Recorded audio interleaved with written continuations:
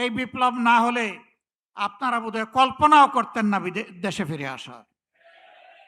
আমার সম্মানিত জেলের সহকর্মী পার্টনার আল্লামা মামুনুল হক বলেছেন, বিএনপির শীর্ষ নেতারা জেলে ছিলেন, একসাথেই ছিলাম।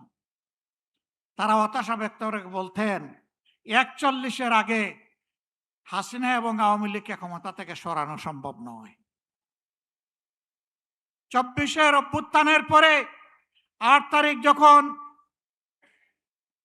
বঙ্গভবনে শপথ নিলেন উপদেষ্টারা, বিএনপির বাংলাদেশে উপস্থিত সর্বোচ্চ পর্যায়ের একজন নেতা আর আমি পাশাপাশি ছিলাম। উনি আমার জিজ্ঞেস করলেন, এটা কি হলো? আমি কিছু না বলে আসমানের দিকে আমার এই আঙ্গুলটা উঠালাম। তিনি বললেন, আসলে এটা খোদাই দান, এটাই মিরাকল। সেই খোদাই দান ভুলে গেলেন?